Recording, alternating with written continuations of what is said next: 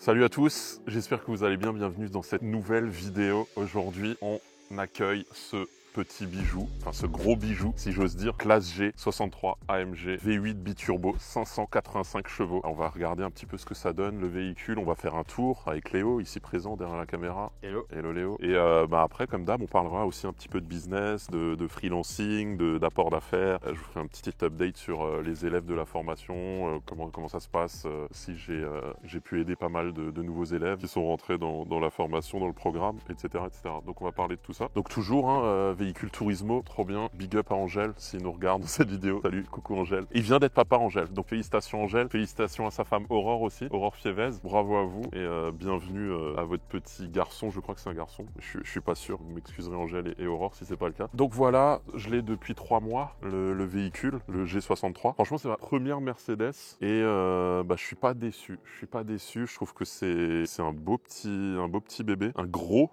bébé. C'est assez à la mode en ce moment les classes G, Léo. Tu sais, t'as la menace, Maxime, Alexandrov, le grand, la menace. T'as Chingiz aussi. Et d'ailleurs, ils avaient fait une vidéo ensemble, tu vois. D'abord, je voulais les contacter pour faire une espèce de course à 3. Avec les 3 classes G, ça aurait été marrant. Finalement, j'ai pas eu le temps. Tu vois, la gueule du véhicule, comme ça, un petit peu à l'ancienne, elle a pas changé. On est toujours sur la même philosophie. Avant, j'avais la 911. Ben là, on est un petit peu pareil. Tu vois, c'est ce genre de véhicule comme ça qui garde leur philosophie sur des années, des décennies. Avant, on parlait du bruit de la portière. Sur cette portière-là, sur ce bruit spécifiquement, il y a des ingénieurs qui travaillent. Ah putain.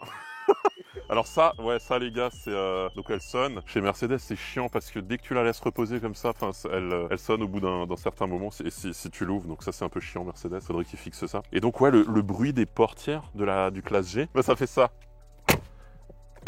Tu vois, c'est assez brutal en fait. Avant, il y avait un petit drama avec la police qui nous a arrêtés pour des problèmes. Enfin, ils nous ont demandé de présenter les papiers du véhicule. Petit drama parce que on n'avait pas le bon papier d'assurance. Donc heureusement, Anthony de Turismo nous a envoyé le PDF du bon papier d'assurance en urgence. Mais le flic a dit que les portières, ça sonnait un petit peu mal le son, que c'était un petit peu cheap. Mais c'est fait exprès en tout cas. Au contraire, il y a vraiment des ingénieurs qui bossent sur ce son depuis 30 ans.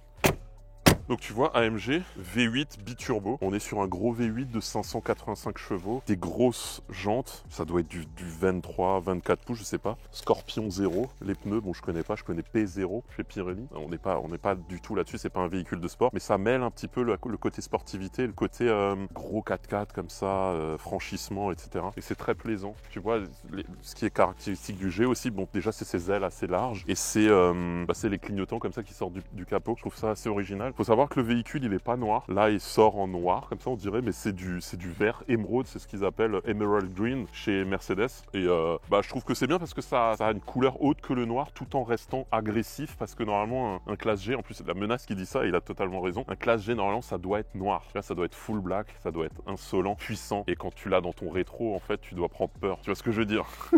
Et si tu te pointes avec un classe G rose, tu t'enlèves un petit peu ce côté puissance qui fait peur, etc. Donc ouais, tu vois, il apparaît comme noir quand il fait pas très beau et que le soleil n'est pas pointé vers lui. Et quand t'as le soleil sur lui, il est vraiment vert émeraude, quoi. C'est assez ouf. En fait, ouais, c'est un gros cube comme ça. Alors on aime la forme ou on n'aime pas. C'est un véhicule qui laisse pas indifférent. En général, soit les gens adorent, soit les gens détestent. Mais il n'y a pas de demi-mesure, tu vois. C'est assez massif. Après, faut savoir que ça, c'est le classe G normal. Il y a une version au carré qui existe, du G63 au carré. Et en fait, il est encore beaucoup plus grand. Là, spécificité sur ce véhicule aussi, tu as les pots d'échappement qui sont de côté. L'arrière est comme ça. Petit feu, tout discret, tu vois. C'est assez bizarre, mais c'est pas mal. Et puis le coffre, grand coffre, pas mal d'espace. La roue évidemment, la roue qui est caractéristique, roue de secours, vraie roue de secours, c'est plutôt rare sur les véhicules modernes. Et voilà, et le grand coffre avec les sièges rabattables, on a énormément de place. On peut mettre à peu près, moi je table sur 3 corps bien découpés, ça peut passer, tu as 3 corps.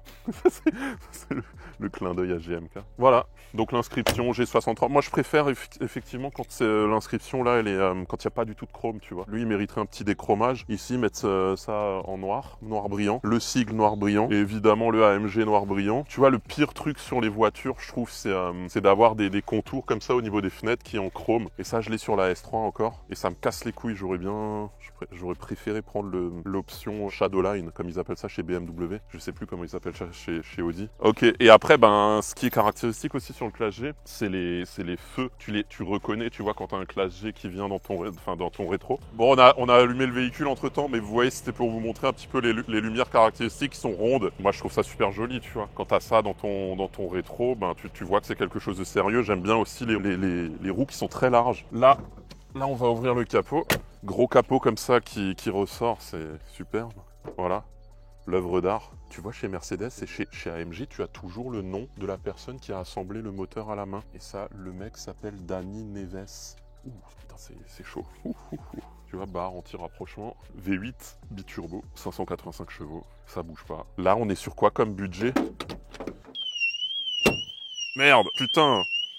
Ça, c'est vraiment chiant chez Mercedes, les gars. On est sur quoi comme budget? Je pense qu'on est autour de 220 000, un truc comme ça, pour un Classe G 63 AMG. Après, il faut savoir que si vous voulez immatriculer ça en France, bah, c'est 70 000 € de malus, donc c'est pas la peine, en fait. Moi, je pensais un moment aussi acheter un véhicule moi-même, tu vois, parce que, voilà, faut pas se le cacher, ça coûte quand même très cher de louer tous les mois un véhicule. Et ça nous appartient pas, tu vois, mais c'est le principe, c'est de pouvoir changer fréquemment, tu vois, chez Turismo. Donc ça, c'est très cool d'avoir comme ça un garage partagé où tu peux changer, mais c'est un coût qui n'est pas négligeable, effectivement. Cette flexibilité. Et je pense aussi prochainement acheter un véhicule moi-même. Tu vois, j'ai pensé, évidemment, parce que je vais l'immatriculer en France, donc il me faut un truc, un hybride, un truc comme ça, tu vois, pour éviter la taxe à 70 000 €. Et j'ai pensé au BMW M5, le dernier. Le dernier M5 est vraiment sympa. C'est fou parce que le dernier, donc M5, c'est une voiture hybride, et donc il y a des batteries dans le plancher du véhicule. Elle fait 727 chevaux, je crois, et un truc de ouf, elle est plus lourde que le Classe G, la M5, et c'est une berline. Tu vois, elle fait 2 tonnes 7, 2 tonnes 6, un truc comme ça. Celle-là fait 2 tonnes 5, je crois. Mais là, je l'ai depuis 3 mois, le Classe G, et je vais le rendre, je vais sur Bertrange, là, mercredi prochain, et je vais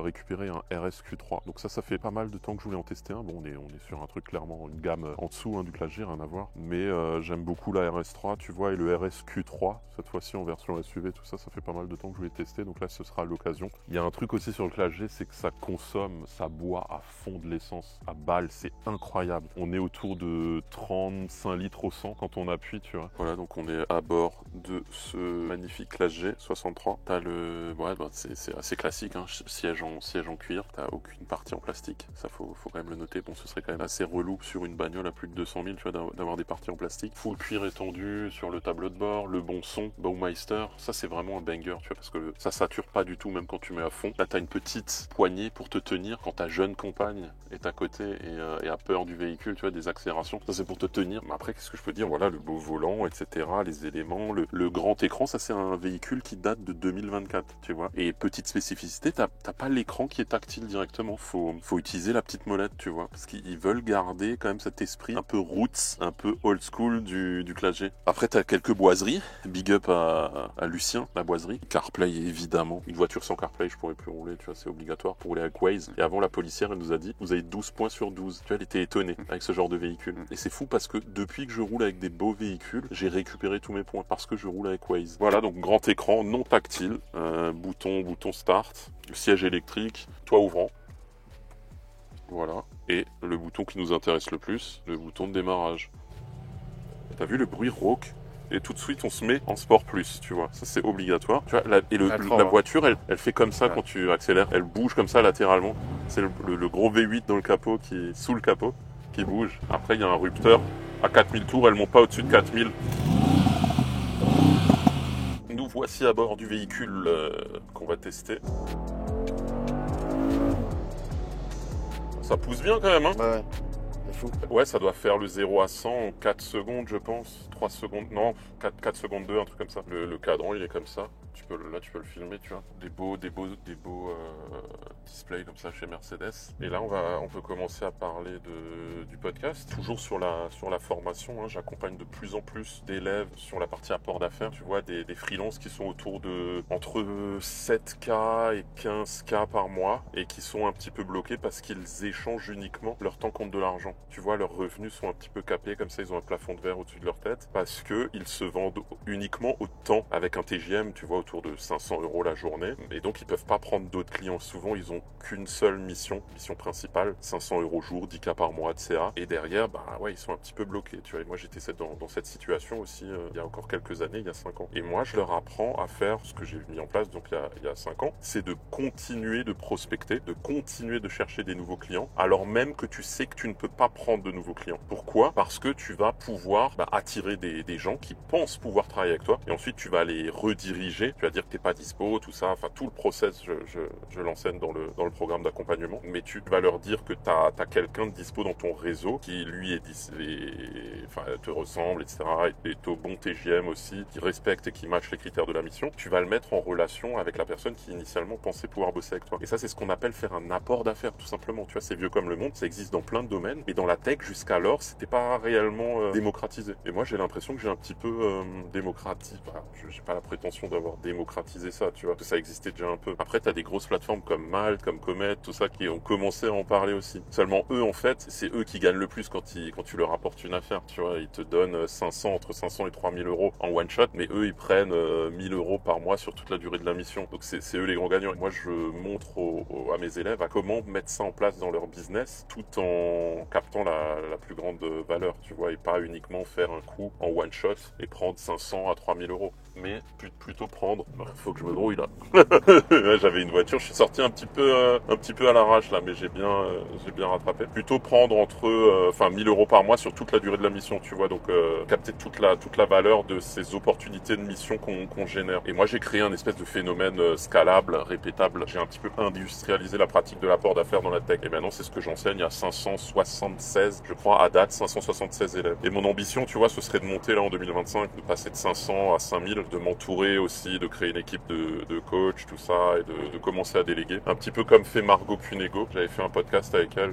très très inspirant. Et elle accompagne, je crois, elle a accompagné 3000 femmes à lancer leur business. Donc elle est sur des chiffres un petit peu plus importants. Voilà, mais la clé du succès, je pense, dans la tech, si vous êtes développeur, si vous êtes PO, PM, UX designer, ce genre de métier, PMO aussi, etc. Et si vous êtes freelance, c'est de continuer de prospecter toute l'année et pas uniquement quand vous êtes en manque de mission ou quand votre mission principale s'arrête. Parce que là, c'est trop tard. Et moi, je vous apprends aussi la deuxième partie de la formation du programme d'accompagnement sur l'apport d'affaires, c'est sur la prospection. Je montre comment je chope des missions pour lesquelles il n'y a pas encore de fiche de poste publique qui a été partagée sur les réseaux. Je montre comment choper des deals et des missions un petit peu exclusives, comment faire partie des petits papiers des recruteurs, que eux aient un intérêt financier aussi à travailler avec vous. Ça c'est important parce que le business, faut pas oublier que c'est un alignement des intérêts personnels de chacun. Il y en a plein qui ont tendance à l'oublier. Des gens qui viennent me contacter sur LinkedIn, tu vois, où c'est uniquement pour eux. Oui, est-ce que tu peux me trouver une mission alors que je les connais pas les mecs du tout, je sais pas ce qu'ils valent, etc. Ils pensent que je vais leur filer du business comme ça, mais c'est le business va dans les deux sens en fait. Ça, faut pas l'oublier. Et vous pouvez pas vous pointer comme ça et demander des trucs à des gens sans donner une contrepartie et dire je suis disponible pour une éventuelle mission. C'est pas assez en fait. On peut aussi parler de CDI versus freelance. Léo, tu sais que je suis un petit peu connu malgré moi sur LinkedIn pour mon côté, malgré moi, j'en sais rien, non, c'est super en vrai. Mais le côté CDI versus freelance. Bien sûr. Tu vois, ça vient d'un post LinkedIn où j'avais dit qu'en CDI je gagnais peu d'argent, en CDI, en freelance je gagne beaucoup d'argent, blablabla. Ce post avait marché à fond, tu vois, et après je me suis engouffré dans la brèche et j'ai commencé à bâcher un petit peu le CDI. Et après j'ai compris, en fait c'est une bonne stratégie pour moi, tu vois, parce que maintenant, moi je forme des freelances à devenir des solopreneurs, à leur faire prendre conscience que ce sont des vraies entreprises, tu vois, et pas uniquement des CDI déguisés comme ça sous forme de freelance. Et donc il faut jamais arrêter de prospecter toutes ces choses-là. En fait, CDI versus freelance, c'est la stratégie de l'ennemi en commun, entre guillemets. Parce que moi, il faut comprendre maintenant que ma cible, ce sont des freelances, ce sont plus des entreprises. J'ai déjà des clients avec lesquels je bosse, pour lesquels je fais de l'apport d'affaires. Mais maintenant, mon rôle, c'est de faire prendre conscience aux freelances que ce sont des vraies entreprises et qu'il continuent à chercher des nouveaux clients et à monétiser ces nouveaux clients avec de l'apport d'affaires. Et donc, en targetant des freelances, tu vois, je sais que chaque freelance, c'est un ancien CDI et il a quitté son CDI pour gagner plus d'argent. Donc, si je bâche un petit peu le CDI, tu vois, et si je force les traits, parce que je force les traits, en réalité, je suis beaucoup plus nuancé sur le sujet. Je n'ai rien à foutre, tu vois, chacun fait ce qu'il veut. Si des gens veulent prendre un CDI, grand bien leur face, moi, je m'en fous. Faut comprendre que tout ça, c'est une stratégie. C'est la stratégie de l'ennemi en commun avec son audience. Son audience, c'est les freelances, donc l'ennemi en commun, c'est les CDI. De toute façon, personne sait vraiment ce qu'il est en train de faire jusqu'à qu'il justifie, qui disent que ça marche et qui prétendaient que ça fonctionnait dès le départ avec cette stratégie. Mais au début, personne ne sait ce qu'il est en train de faire jusqu'à que ça fonctionne. Et ça, c'est Steve Jobs qui disait aussi, tu vois, it's all about connecting dots, c'est de reconnecter les points, tu vois.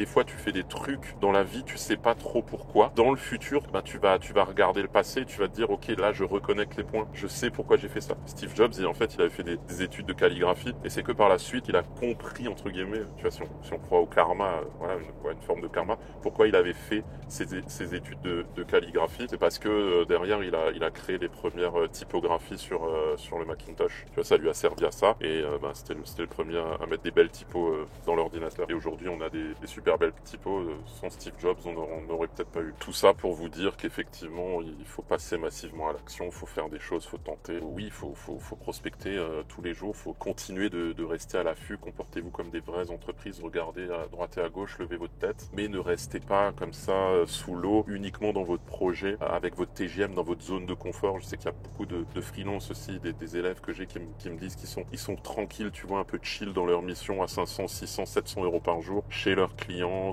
principal, ça se passe très bien, mission de 2-3 ans, mais voilà, il manque le petit truc, tu vois, ils sont en dessous d'un plafond de verre, et ben les gars, moi je vous apprends à exploser ce plafond de verre avec le levier de l'apport d'affaires, parce que c'est ce que moi j'ai mis en place il y a 5 ans, j'ai fait 1,3 million de profit en 5 ans uniquement sur ce business, sur de l'apport d'affaires, et maintenant j'aide 576 freelances à date à faire la même chose. Bah, quand on regarde les résultats Google, enfin, notamment les reviews sur Google, les avis, bah, c'est vraiment sympa. Hein. Il y en a même qui me disent c'est louche, il n'y a que des avis 5 étoiles. Tu vois, on m'a déjà sorti ça. Ouais, on m'a dit c'est louche, tu devrais être à 4,5 plutôt que 5. Parce que là, c'est du 5 sur 5 sur 142 avis. Ouais, du coup, pour en revenir au truc CDI versus freelance, il y a un mec qui avait fait une vidéo de moi récemment sur YouTube, un long format où il dénonçait quelques scammers de Dubaï. Et moi, on me voit pendant un micro-passage de 5-10 secondes où je fais un espèce de short où je dis ça, cette voiture, c'est CDI, ça c'est CDI, ça c'est CDI, tu vois, c'est des voitures normales. Et après, je monte le classe G et je dis ça, c'est freelance. Et ça, c'est de l'humour, en fait. C'est fait pour brasser un petit peu large parce que ma stratégie actuelle sur TikTok et Instagram, les gars, c'est d'extraire un petit peu de toute cette audience parce qu'il y a une audience assez massive, hein, c'est assez facile de percer sur TikTok, de faire des millions de vues. Et donc, mon but, c'est d'extraire les freelances qui comprennent d'ailleurs que c'est de l'humour ou les CDI qui comprennent que c'est de l'humour et que c'est du troll et de les amener sur LinkedIn parce que mon réseau sérieux, mon vrai réseau social sur lequel j'apporte de la valeur, je forme des gens, etc., c'est LinkedIn. Donc, si vous voulez du vrai contenu, voire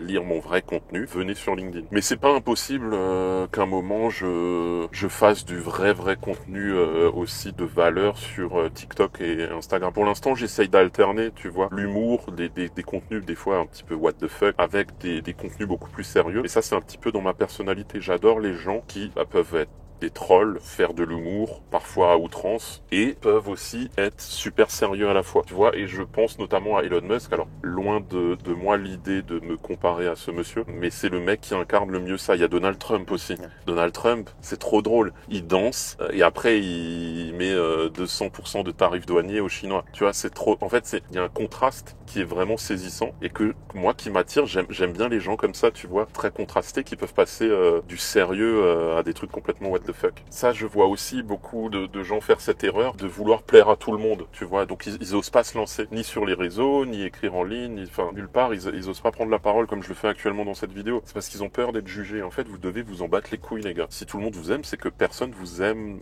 non plus réellement. Parce que votre personnalité, forcément, elle va attirer des personnes, mais elle va aussi repousser d'autres personnes. Ça, c'est tout à fait normal. Et vous devez vous concentrer sur la partie des personnes que vous attirez. Parce que c'est dans ces catégories de personnes que vous aurez vos clients. Cette vidéo s'achève ici. Merci d'avoir regardé jusqu'ici, en tout cas, les gars. Dites-moi ce que vous en pensez dans les commentaires. J'aimerais bien connaître votre avis parce que c'est une voiture qui laisse personne indifférent. Je sais que les commentaires vont être très mitigés. Enfin, ça va être du 50-50, je pense. Mais dites-moi vraiment ce que vous en pensez dans les commentaires. Dites-moi quel type de véhicule vous aimeriez voir par la suite. La prochaine, ce sera sans doute un RSQ3 là, que je vais chercher mercredi à Bertrange au Luxembourg. Mais dites-moi si vous avez envie de voir des véhicules en particulier ou s'il y a des fans d'automobile et des gens qui font du business aussi. Je sais que les deux sujets sont assez liés des fois. Donc moi, c'est un petit peu le format que j'aime faire en ce moment. Dites-moi si ce format vous intéresse et vous plaît. Quant à nous, on se retrouve dans une prochaine vidéo. Merci, mettez des likes, petit abonnement, cloche de notification, les trucs classiques. Merci à tous et à la prochaine. Salut les gars, ciao.